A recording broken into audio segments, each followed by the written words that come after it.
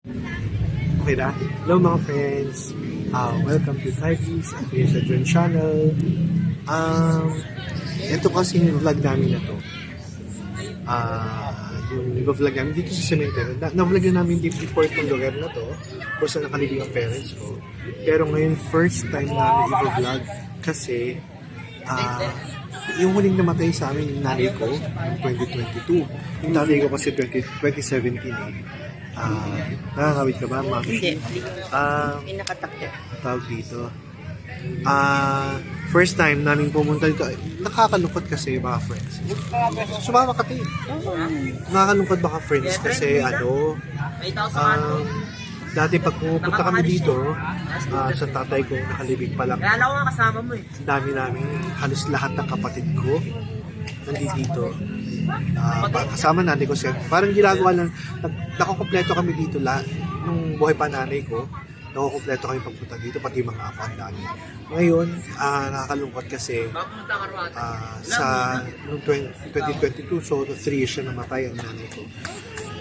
Never pa kami nagkita dito ulit after 3 years. Nakakalungkot. Ngayon, akala ko magkikita kami dito ng isang kapatid. Wala. Kami dalawa lang ni Ma'am Shian dito. Ako muna hawak. Hindi, yun na. Makita mo naman ako.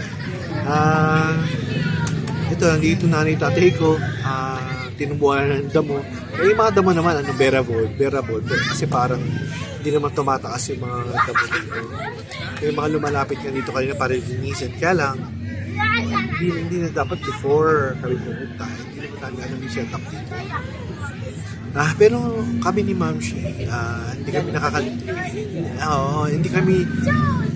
kami hindi namin kinakalimutan sa halos sa araw-araw yung pagrorosaryo yung pinagdadasal ng mga magulang namin si Rodolfo de la Cruz Sr. at saka si Nelly de la Cruz. Doon lang naman ako nalulungkot kasi hindi na kami sa bagay kasi nag-iiba ang panahon sa Kawakan. Ito, nag-iiba yung panahon mga friends. Kahit ngayon nagulat ako, November 2 na, pero ang dami pa rin tao dito. Ito ang mga tao, ayan ang mga tao, parang November 1. Ayan, ang mga tao, ang dami pa rin tao. Napakarami. Kasi dati, pag pumupunta kami dito, yung before or after ng November 1, para hindi na ganun karaming tao. Pero unexpected ang tayong tao pa rin. After 3 years, yung sa tingin ko nagbago. Dami na, dahil dilibing. Ito na mga magulang ko. Ayan. Yan sila. Ayan to. Kami pa lang ang nagdala ng kandila. So, di pa kami magro-rosaryo kami maya-maya, mga alas 4:30. Tapos after namin dito, pupunta kami doon sa kapatid ko sa Obando para mag-stay sandali kasi bukas may pasok na eh. So back to normal. Pasok na. Yun lang. Ikaw, Ma'am Shi, anong masasabi mo? Ay, magsalita ni Ma'am Shi. Pagdasal na mayapan. Mag-offer tayo ng prayers, sacrifices, penance, para importante. Yung physical, pwede yung mawala, pero since it's a tradition, sana, kita po. Yun nga, lagi ko sinasabi yung kanta ni Jose Marichan. Yung album niya, alam ko title, Constant Change. Ang talagang lagi naman, ang talagang regular na nagbabago ay ang pagbabago.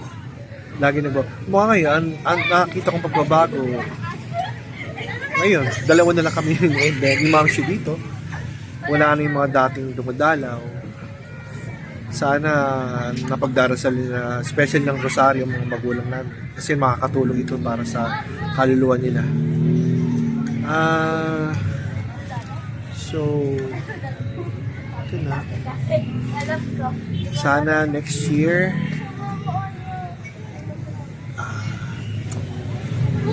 okay, so don't forget to like, subscribe, share, comment, and click the notification bell for our updated videos. So, happiness is safe. So, in order for you to be happy, always watch Tigri sa KS Adventure. Bye for now, mga friends. See you in our next vlog. Bye! Ano to, ma'am? Stop to?